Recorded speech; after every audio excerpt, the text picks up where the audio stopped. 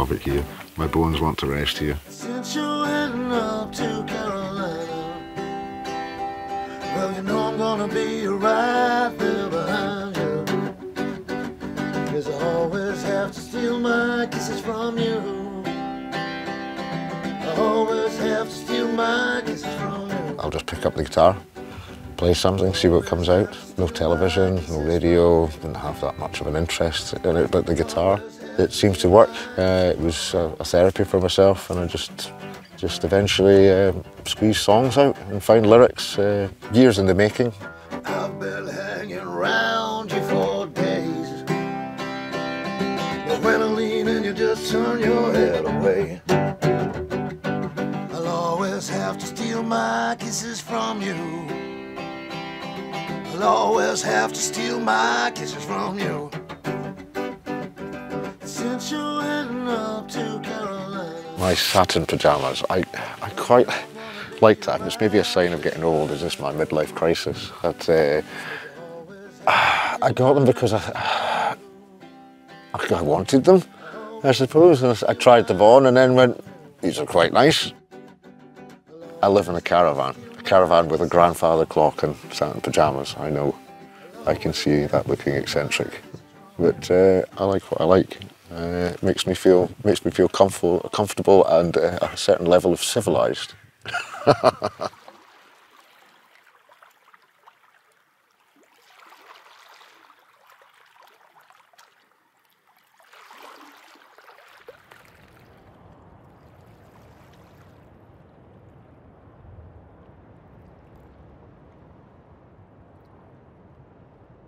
David Beaton arrived on the island of Rum 19 years ago, following a ceilidh band, and he never really left. Amongst other things, he's the Harbourmaster, and today he has an early start. His son Andrew is a night owl and sleeps through the early mornings as much as possible.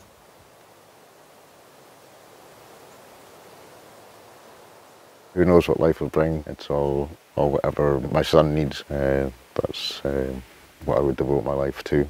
And as comfortable as I can make him here, then that's what I'll do.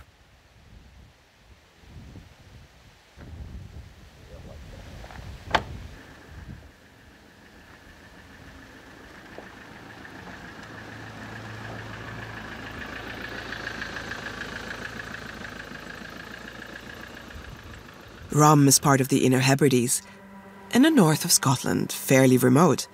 It can be reached by a ferry in 2 hours, but it's impossible to get to in bad weather. For a long time, Rum was known as the Forbidden Island, privately owned and mysterious. The Forbidden Island, because you weren't allowed to land here in the past. You had to have your own passport and things, and it was basically an island for hunting for royalty and the well-to-do. They were up to their own things, whatever they may be. And yeah, they opened fire on anybody coming in with the boat.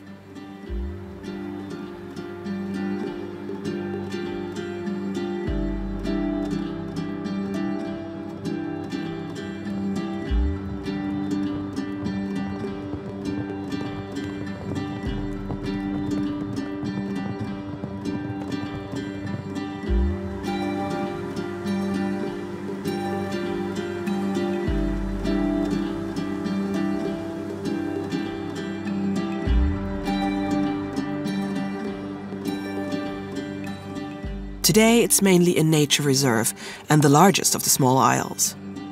Only about 40 people have made this island their home and have created a unique community.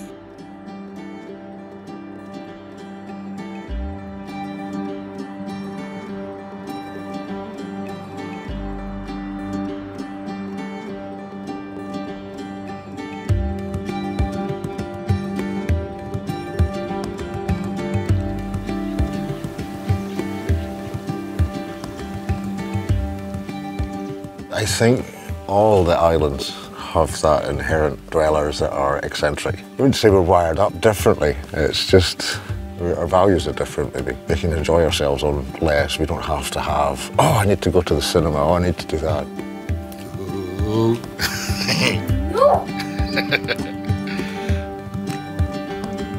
It's quite a big one.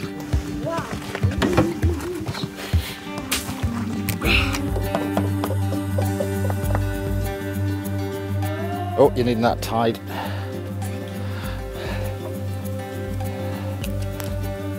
Need to let him to do this yourself. Oh, there's a leak, sprung a leak. Ah, we'll try another one. These balloons. Come on, I'll get one.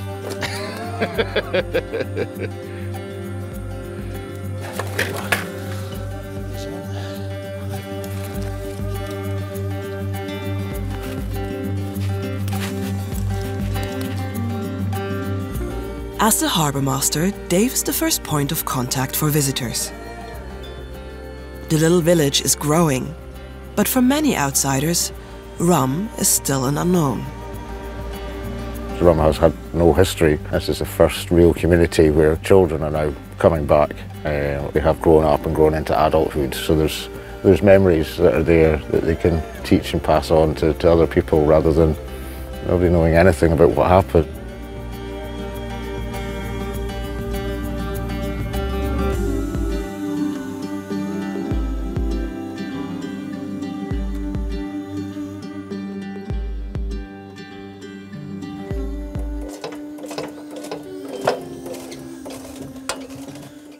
Every Friday, Dave is also the one responsible for picking up and delivering all the goods to Rum's post office, which is also the only shop on the island.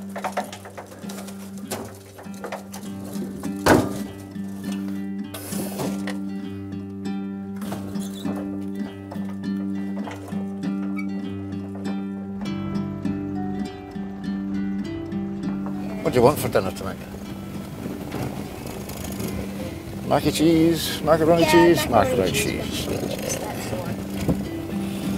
Sorted. We all don't stray far from the plug, with Rum being the smallest inhabited space with the largest amount of room. But that was where the infrastructure was put, and we were all quite comfortable in our houses with our strong internet connection and just getting on with it.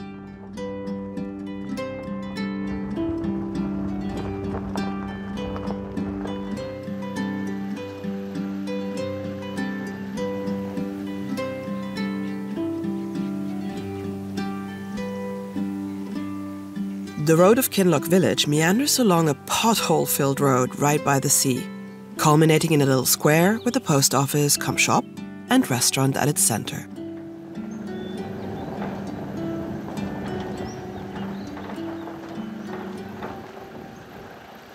When we get to the post office, there's everybody there. Kim that does the tea shop, she'll be there. Right, wait a minute, I'll show you.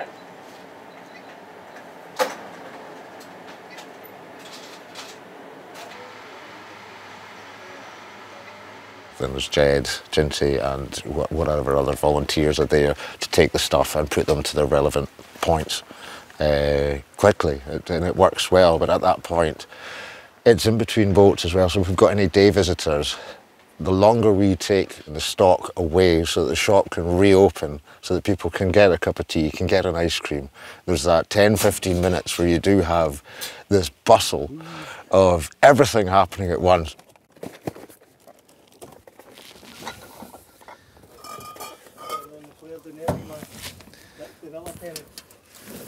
There you go. On you go.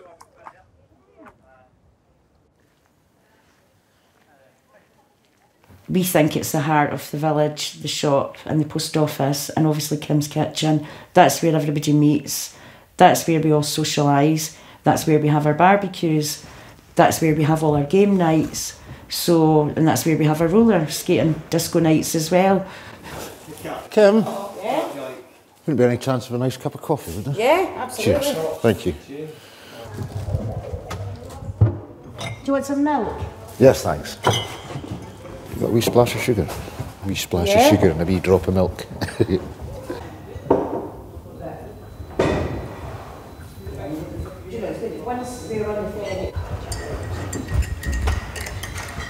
So I'm going to go off. Are you? Yes. To a music festival, so you're in charge. What could possibly go wrong? Well, exactly. The lobsters on the boat tomorrow. Excellent.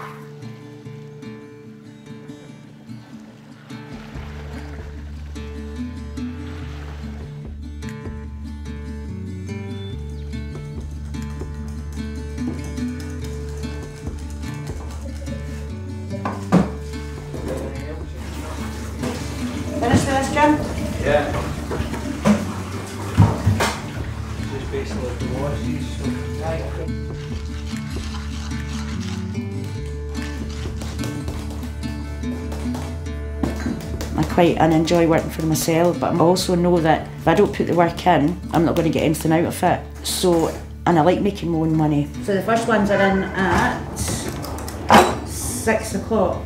6? Yeah, 1 curry, Yep. 1 fish pie and 4 slow gin cheesecakes. Excellent. And I like being able to support myself and my child. I think that's really, really important. Right, all wild. Aye, and and I enjoy my work. I enjoy going into Kim's kitchen every day. Even though it can be really, really long hours, sometimes it can be 13, maybe 15 hours a day, and sometimes that's going to be like that for 4 or 5 weeks and you don't get a day off. But I enjoy doing it.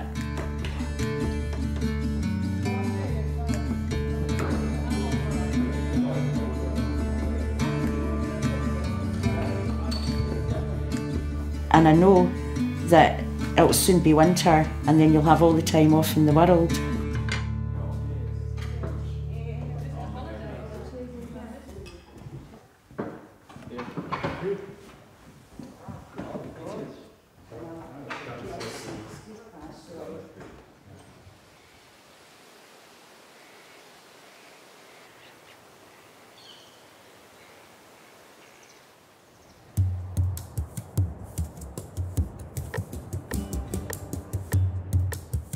Rum seems to have its own weather system where it could be perfect weather everywhere else, and rum has this cloud and it emerges out of it.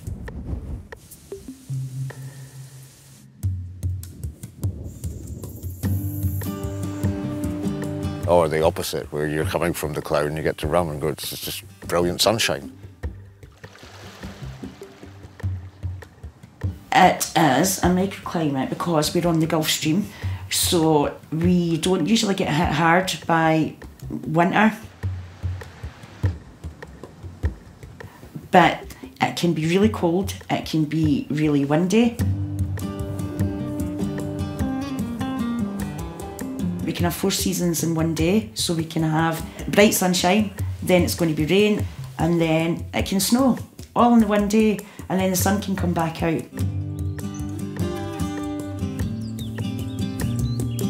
So we kind of just get used to it, and we just make sure that we've got the proper gear on so that we don't get caught short.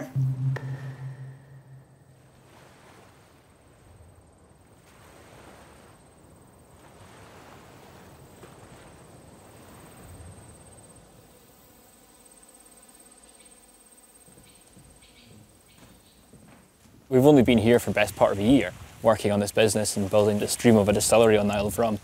But we definitely see ourselves getting closer and closer with the community and building deeper relations, which we think is vital to us succeeding, because if you don't have the support of the people that are your neighbours and the people that can help you out at a drop of a hat, you're not really going to succeed in itself.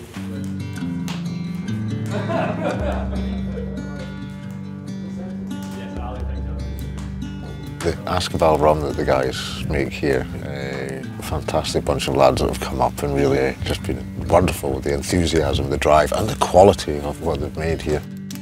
It's nice to be a small part in helping them with a business that's going to grow and develop and provide more employment. I can't believe this is their first shot and this is what they've done in hit number 1. I can't wait to see their greatest hits. It's quite exciting, and it's been joked about for years. Oh, rum from rum. Oh, and now we have it, and it's a fantastic thing to be having.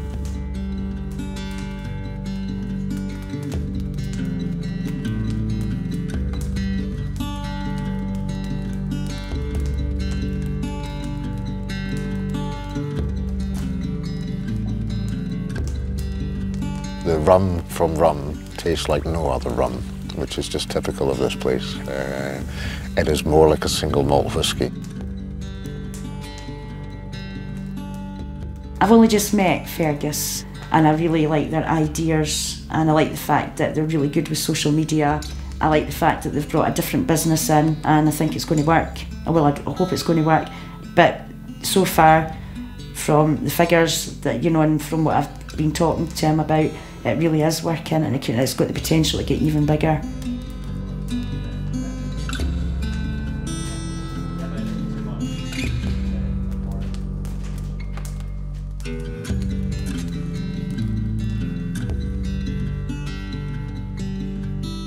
Island life happens between the focal point of the harbour and the post office, a length of about 3 kilometres.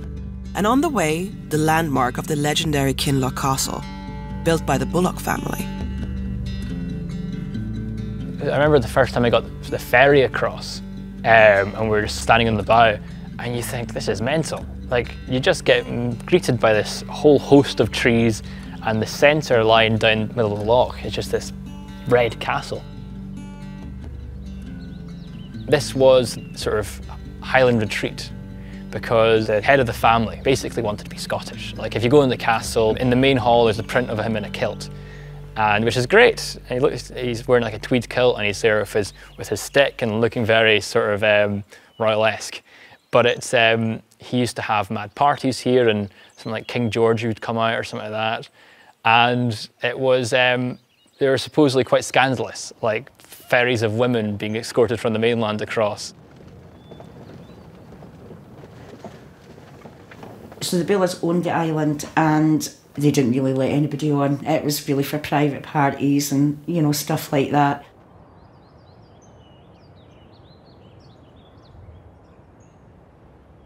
Then Monica, the daughter, she left the whole island as a nature reserve so that it would be protected.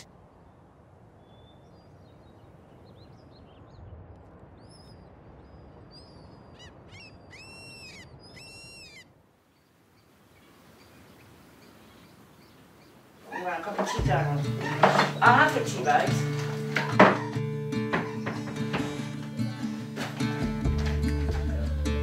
We don't have a permanent school boat that can take them back and forth every day, and you couldn't do that anyway due to the weather, so that's quite a big factor. So therefore they built this purpose-built hostel for the island kids.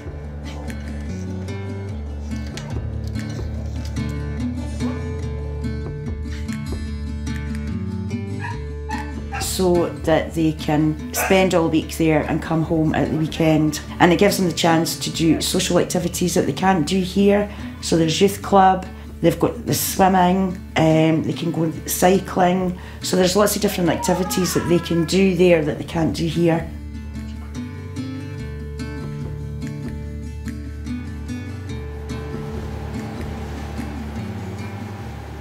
He went on the boat just before his 12th birthday, and the first time usually the school boat would come in for him, but it was too windy, so you had to go on the Calmac. So that was a bit daunting for him, but he'd been before. He'd been at the hostel, he'd been there for a couple of years beforehand in the summer, so he knew where it was, he knew the staff, so he knew the setup, which was really good. But the first time that he went on the ferry by himself was quite a big thing, and I think I was a bit emotional about that. If I'm right, you owe me 20 quid, no, 30 quid. 10 or 20. 10 or 15. 12.50. 15. 12.50. 14.99. It's 12.50, and that's my final offer.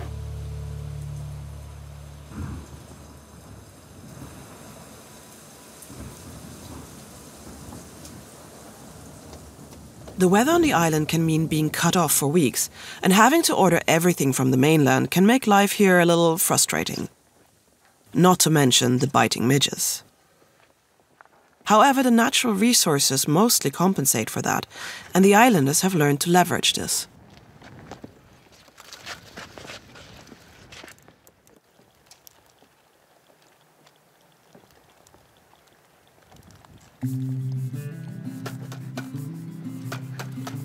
It feels nice when you're able to go out and have the abundance of fish here. That's quite a big eel. There's one gentleman here who loves eel, but he's not here at the moment. And the eel catch I got for him, it went back.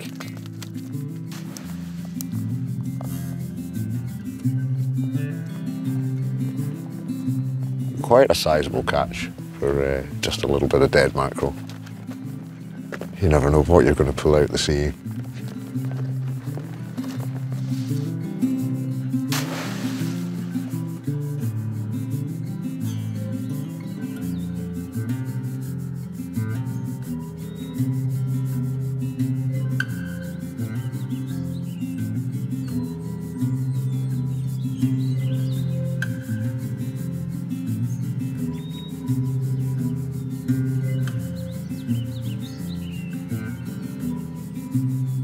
We don't have a pallet lifter on the island, so we had to get all of our bottles into our building, and we ended up doing it like Stonehenge, where we had rollers of wood, and we'd push the pallets of like almost a ton onto the rollers and just roll them straight into the building, which was... Yeah.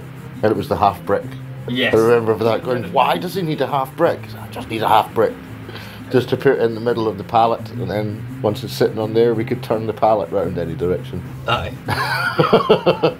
Yeah, there's a rum way of doing things, definitely.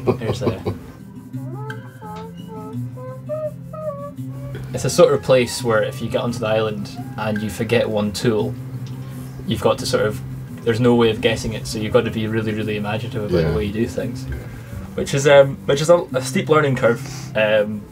Yeah, it's a very steep learning curve, but thankfully you've got a lot of tools cut about as well. 17 years of collecting things. Yes, 100%. Yeah, it helps.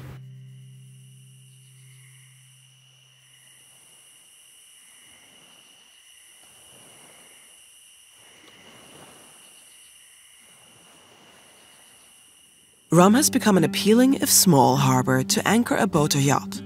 But most people still arrive by ferry, which connects the island to the outside world. If you just want to put your luggage in this trailer, no bother. And I'll be down just once I've finished unloading, and I'll just enjoy the walk, and I'll drop the stuff off at the campsite. Are you guys at the bunkhouse as well? Campsite, not a bother. I'll see you along there, right? No bother, cheers.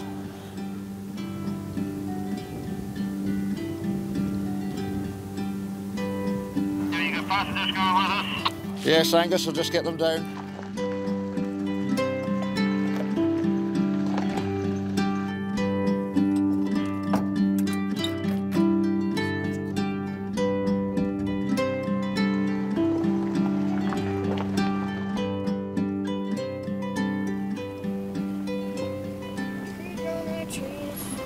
Hey?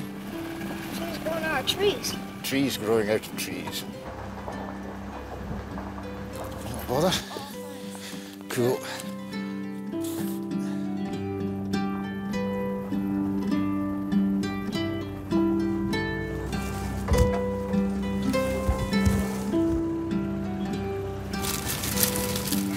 Sorted.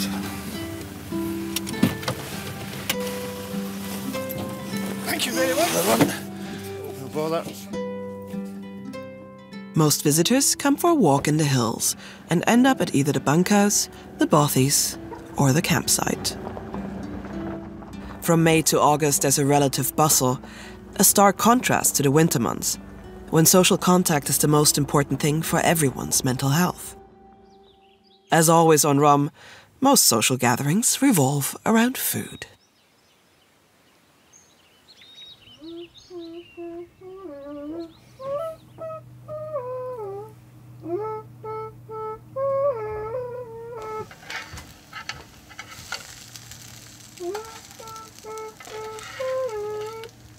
I know that the locals on a Sunday morning are more than likely feeling fragile, and the thought of making their own breakfast is certainly not going to happen in the morning, so it generally works in quite well with me after the boat.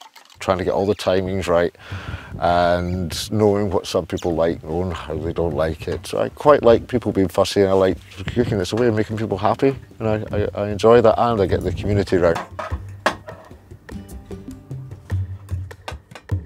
We don't seem to know what time is here, but we all kind of know when the shop's open. It's like ingrained in our body clock, or we know what time to get up. And we don't usually have to look at the time, but rum time as well is maybe a couple hours late or a couple hours early.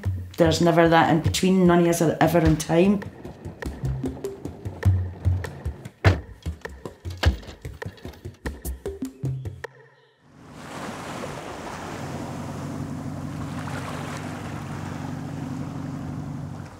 The idea came when we were sailing past the island in 2019. All of us are sailors in the business, and we thought it would be a good idea to make rum from rum, as basically everyone has who's ever sailed past the island.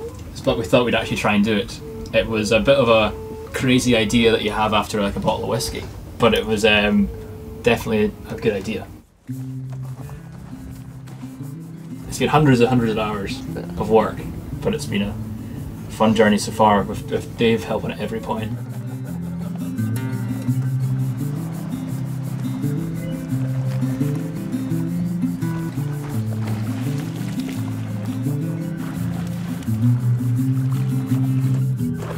Very good. There we are. Some people use sugar kelp and other things like that, but we try to use bull kelp because when you roast the bull kelp, it gives that sort of dark chocolate umami-ness, so that it gives it that depth of flavour that you sort of get from whiskies. keep it to yourself, Doug. You helping, Pod? Yeah. Great.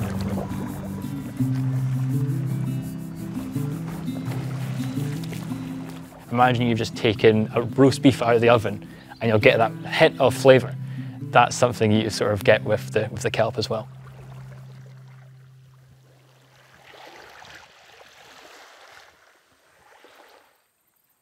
Kim's Kitchen famously does brilliant things with venison, and today Dave rows over to help with the butchering. Not that Kim really needs the help. She's a natural at that too.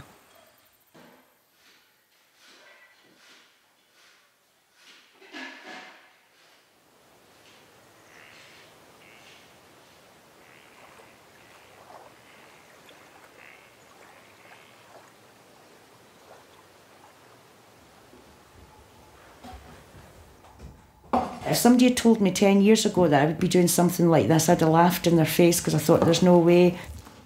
So I used to sometimes look after some of the kids on island. So instead of me getting paid in cash, I was getting paid in venison. Rabbit? Deer.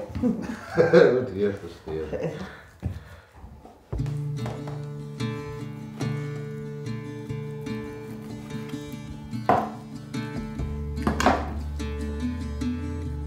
Perfect.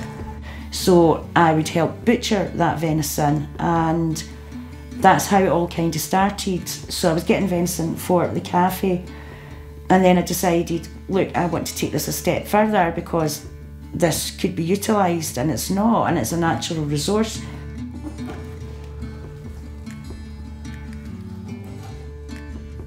I was helping Kim, just processing a leg of deer. The venison here is absolutely delicious. The things that Kim can do with it as well, fantastic. Her venison lasagna, everything she does with it is fantastic. It's just nice to be able to, I suppose, sustain ourselves from the natural resource, which is one of the biggest resources we have, is the red deer.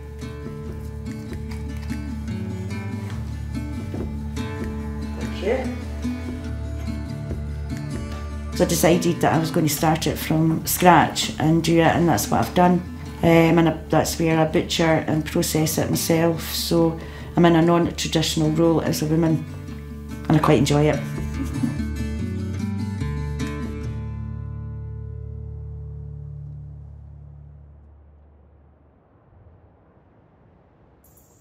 Rum doesn't have its own dialect, and no one to carry the memories, the wisdom and the traditions of past generations. In 1826, 400 people lived on this island. 2 years later, they had all been forced to leave their homes.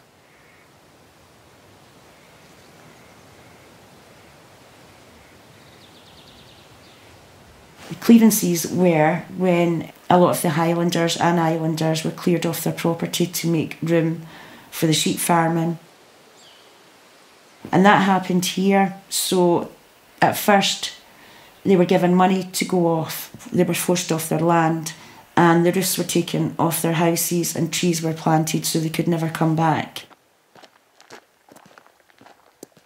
So everyone was kicked out. Everyone wasn't given a choice, they had to leave. So much so that when they actually started sheep farming on the island, they had to get people from Skye and across Meg to do that. And then they were all cleared out again when the Victorian millionaires took over. There's no one to bear the trauma of that, and then it was a private island until God knows when.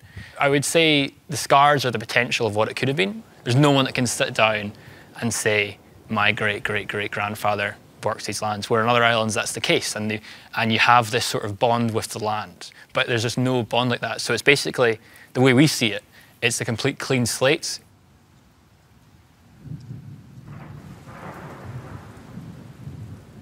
So we don't have any natives to the island. The only natives are our kids now. And even then, they're not born in Ireland, they're born in the mainland. So out of the whole small isles, we are the only island that has no natives. Which is, you know, it's really quite horrible when you think about that.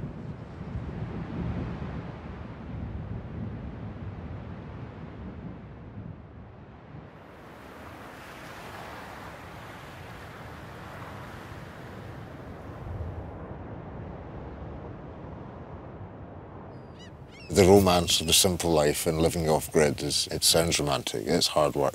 It takes a lot of preparation mentally and with the physical things that you've got to do, just making sure you've got your gas enough to last through, because if you run out of gas, you can't cook or you can't heat your water, you can't do this, and you've got to live with that mismanagement. If you've allowed yourself to run out of that, then that can be the last little straw for a lot of people that aren't used to this sort of way of life.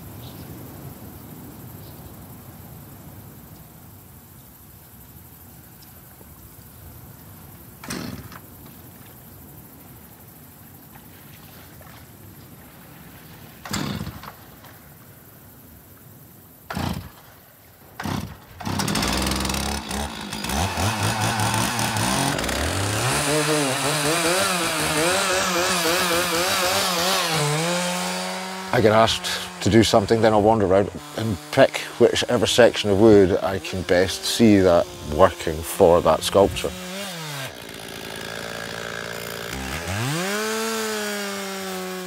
Be it the movement of the grain of the wood, how knots would sit or lie, branches coming off, so that would give strength to a certain part of the sculpture. And after that, it's very touchy-feely, very just feel the fear and get in and go for it. And then as it goes on, things present themselves. It's almost like a dance, I suppose, and not a lot of thinking.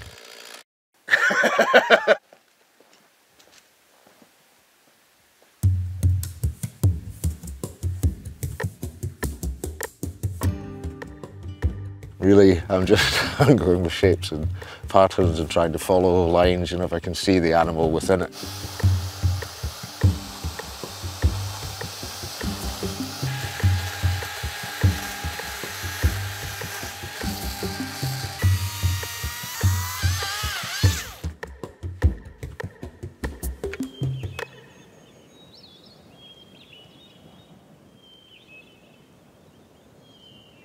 My father was a daft hand with any tools that he could get a hold of. He was quite a handy man. And now my son, who's got into clay stuff, he says, "Oh, Daddy, you doing wood? I work in clay." So, okay. So I find myself making armatures for his weird and wonderful sculptures that he wants to do, which are all related to cartoons and movies. And he just does it all from memory as well and just sets to it, and out it comes. Some of them are quite brilliant. I'm quite proud.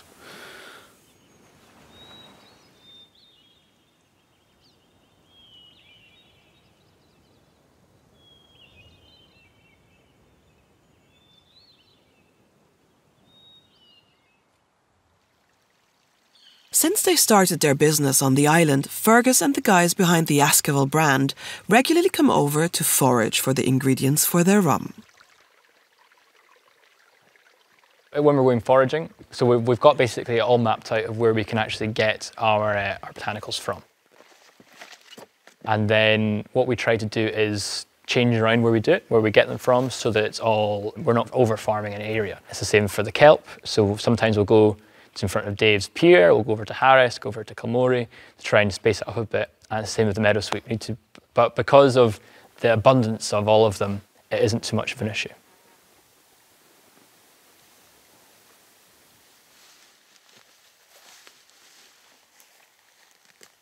With new businesses and new human additions to the island, thoughts turn to sustainability, quality of life, and managing and protecting rum's natural resources.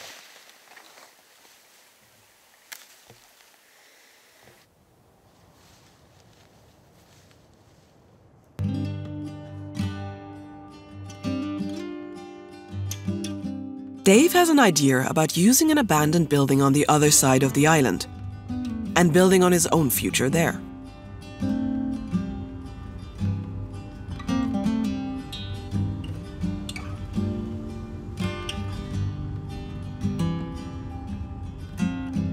Harris being, I'd say it was 10 miles, which is what, 13 odd kilometres.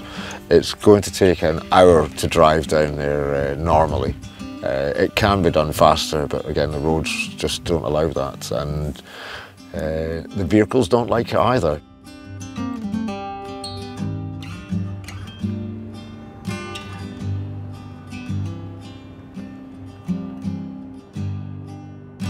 The Harris Lodge across on the other side of the island, which was a hunting lodge built by Buller for his guests. It does have so much potential that has been quite a few members of the community, myself included, have had ideas to bring that building back into a working, serviceable life. I, for one, would love to change it into a bunkhouse.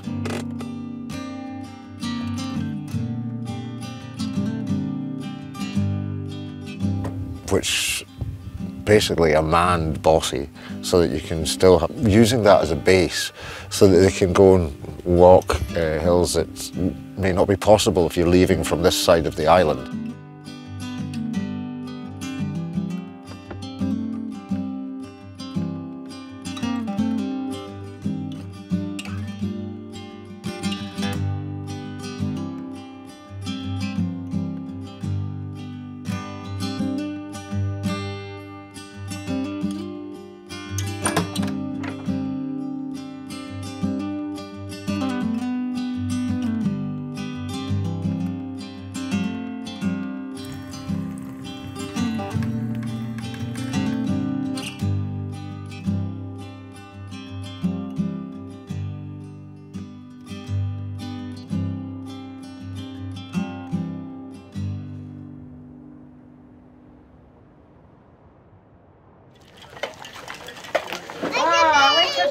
Leslie.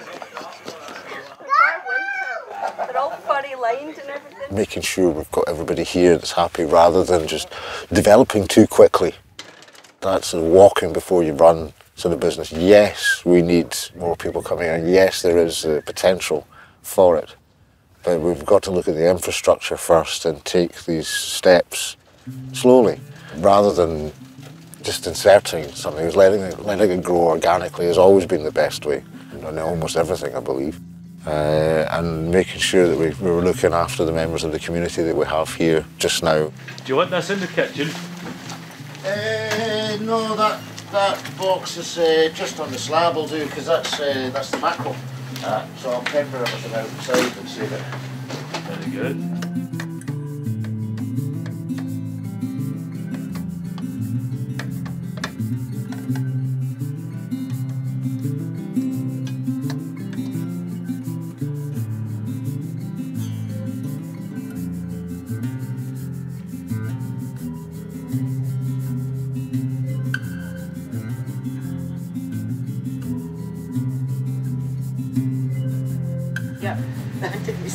She's like, she's like, she said, ah, you took a really bad reaction in the video. I was like, oh, Jenny. That's good.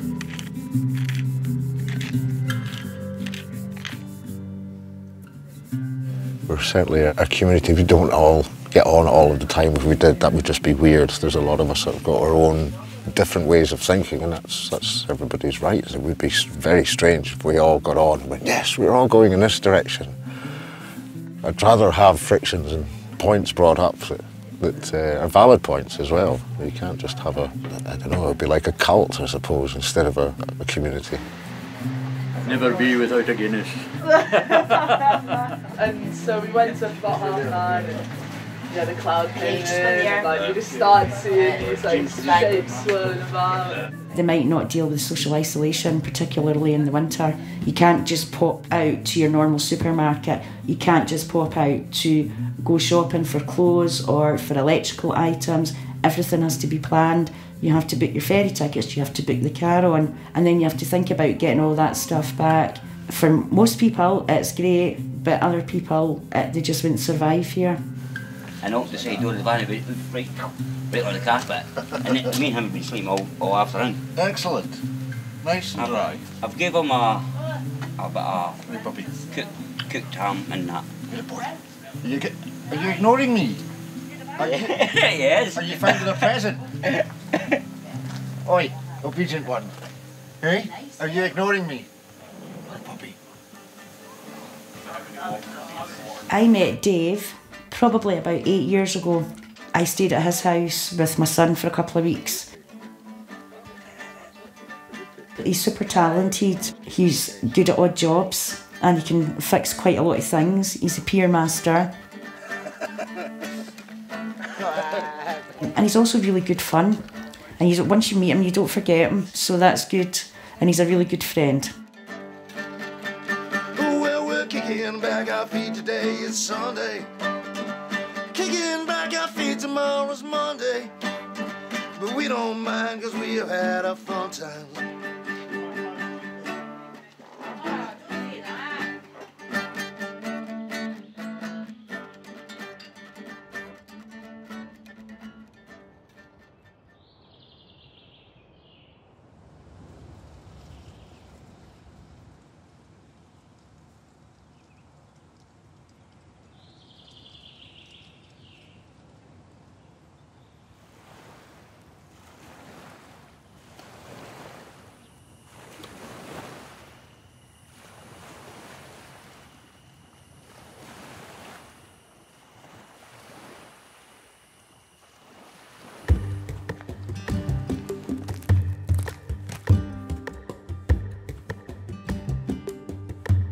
I always get quite nervous when I leave Ireland, and I'm not the only one that feels like that. We all do. Don't know why, none of us understand the reasons why.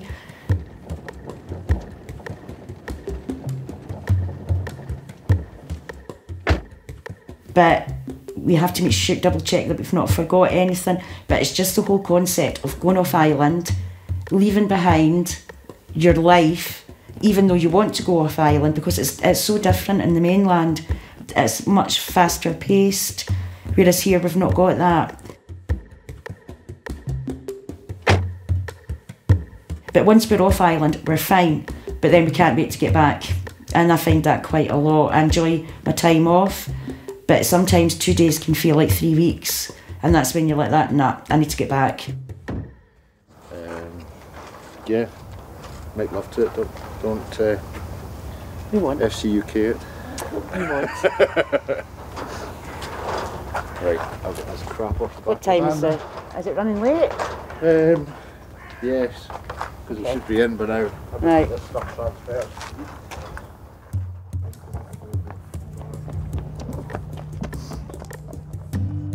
We have mainland clothes and we have island clothes, and we don't wear our island clothes on the mainland, so we might have holes in our jeans, holes in our leggings, and that's just the way it is. But then you wouldn't dare dress like that in the mainland. You make sure you've got makeup on, but you really don't do very much of that here.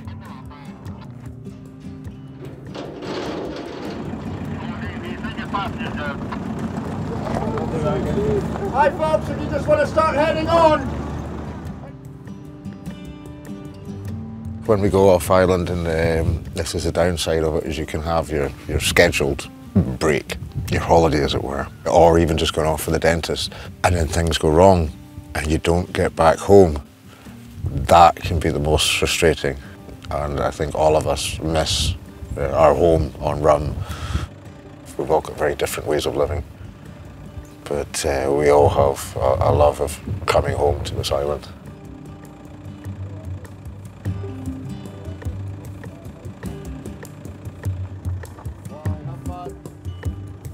Just seeing people coming and always leaving on the island is just inherently like that. I mean, there's been quite a few friends that you've grown to love them as people, friends, neighbours, and then the ferry takes them away. What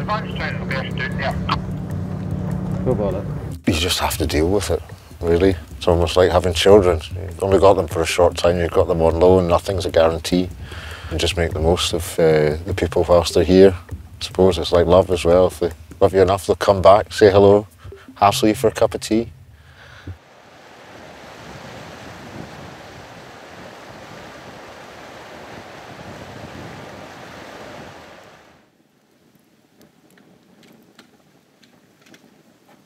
The community is so tightly knit that everyone knows if one of their own is off island.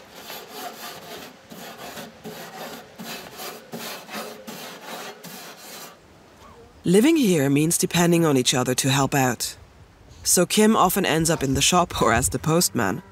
And Dave is everywhere.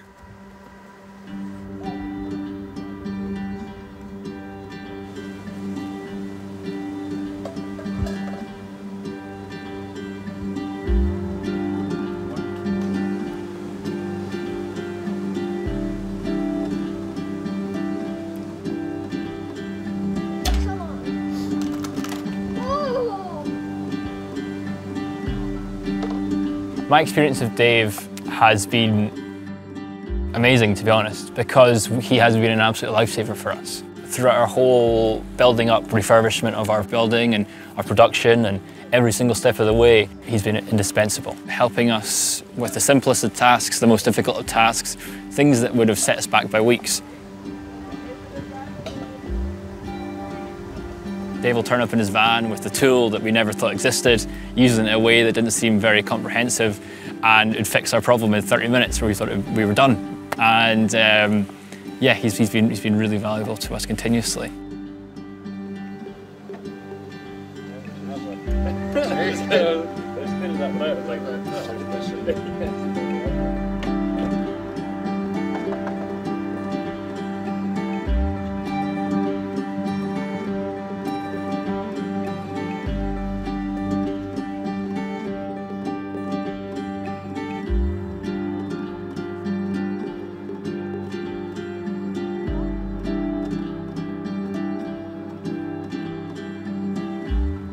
For the first time in living memory, there is a new generation growing up here.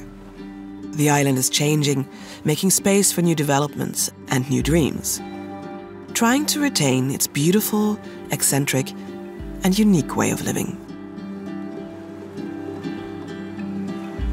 The future of the island of rum, the future of Scotland. I wish I had a crystal ball. No, I don't, because that would terrify me. I have no idea. It's hard to see what the future's going to bring. I see rum being quite exciting. It's getting to that stage where there's a vibe, it's bubbling. Yes, it's quite an exciting place to be. We've got a lot of natural resources here. We can go foraging. We have chanterelle mushrooms and chestnut mushrooms and lots of wild mint, and we've even got bamboo here, so we can easily improvise with certain things, but you just have to learn to adapt that there's certain things you can't get. When you go to the mainland for a holiday, you make sure that your car's packed full to the brim with all the stuff that you can't get and you bring it back.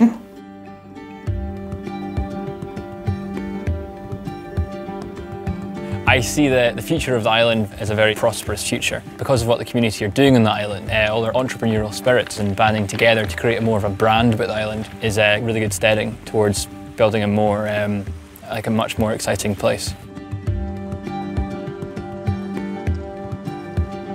And I think a lot of us may be stuck in our own wee ways, but we need to also look to the future and see how we can redevelop the island to a certain extent with the existing infrastructure so that we can attract other people to the island later on, but so that we can secure some sort of future for any of the kids that want to come here, but for the long-term residents and for residents that are still to come. One thing does not change though. The people who have made their home on rum carry the island in their heart.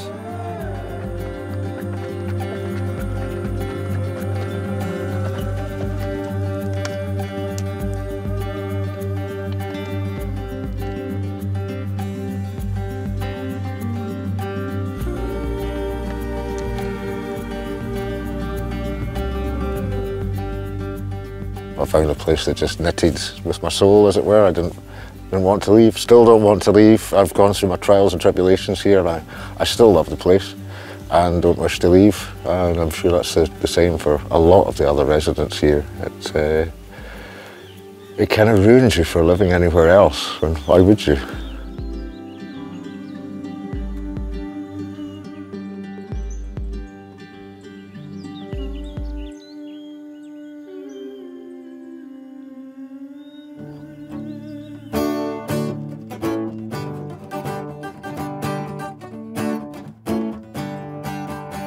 Well, I'm kicking back my feet today, it's Sunday. Kicking back my feet, tomorrow's Monday. But I don't mind, cause I've had my fun times. No, I don't mind, cause I've got all the time.